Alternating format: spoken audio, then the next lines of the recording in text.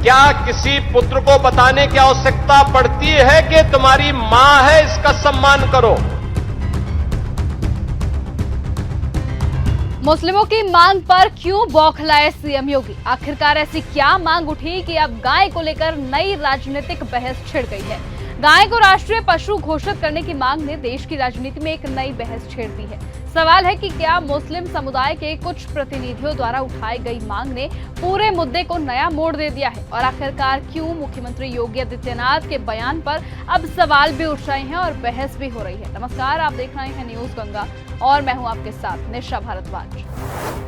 देश में गाय, गौ संरक्षण और गौ सम्मान को लेकर एक बार फिर से सियासी और सामाजिक बहस तेज हो गई है। इस बहस की शुरुआत उस समय और तेज हो गई जब कुछ मुस्लिम प्रतिनिधियों द्वारा गाय को राष्ट्रीय पशु घोषित करने की मांग का समर्थन किए जाने की चर्चा सामने आई। लेकिन अब इसी बीच ज्योतिष पीठाधीश्वर जगत गुरु शंकराचार्य स्वामी अविमुक्तेश्वर आनंद लगातार गौ सम्मान और गौ संरक्षण के मुद्दे को लेकर अभियान चला रहे हैं और उनका कहना है कि गाय को केवल धार्मिक आस्था का विषय मानकर छोड़ देना पर्याप्त नहीं होता, बल्कि उनके संरक्षण के लिए ठोस और प्रभावी कदम उठाने की आवश्यकता है। तो दूसरी तरफ उत्तर प्रदेश के मुख्यमंत्री योगी आदित्यनाथ ने इस विषय पर अपनी राय रखते हुए कहा कि गाय भारतीय संस्कृति में माता के समान पूजनीय है और माता पुत्र के संबंध को किसी भी सरकारी घोषणा की आवश्यकता नहीं होती है। तमाम मौलवी और मौलाना इस समय एक बयान दे रहे हैं, कह रहे हैं गाय को राष्ट्रीय पशु घोषित करो। अबे हमने कहा कि गौ हमारी माता है, जन्म जन्मांतर का नाता है। क्या मां और पुत्र के बीच में कुछ घोषित करने की आवश्यकता पड़ती है क्या? क्या किसी पुत्र को बताने की आवश्यकता पड़ती है कि तुम्हारी मां है, इसका सम्मान करो? ऐसे में मुख्यमंत्री के इस बयान के बाद अब राजनीतिक गलियारों में नई बहस छिड़ गई है। कुछ लोग सीएम योगी आदित्यनाथ के तर्क का सम्मान करते हैं तो कुछ कहते हैं कि गाय के प्रति सम्मान किसी कानूनी दर्जे का मोहताज नहीं होता।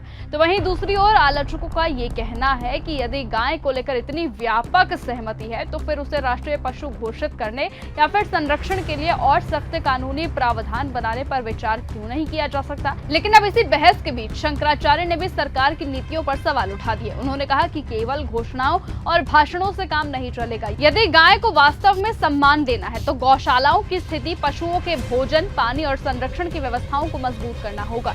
राजनीतिक विश्लेषकों का भी ये मानना है कि ये मुद्दा आने वाले समय में और बड़ा व्यापक रूप ले सकता है, क्योंकि इस बार तो सीधे तौर पर मुसलमान समुदाय यानी कि मुस्लिम समुदाय भी गौ संरक्षण के हित में नजर आते हैं। खासतौर पर जब विभिन्न धार्मिक और सामाजिक समूह इस विषय पर अपनी अपनी राय खुलकर रख रहे हैं। सबसे दिलचस्प बात यहाँ पर यह है कि जिस मुद्दे को अब तक केवल एक धार्मिक या फिर राजनीतिक बहस माना जाता था, अब वो भी अलग अलग समुदाय के बीच चर्चा का विषय बन गई है। इसलिए सबसे बड़ा सवाल यही है कि क्या गाय को राष्ट्रीय पशु घोषित करने की मांग भविष्य में किसी राजनीतिक एजेंडे का हिस्सा बनेगी?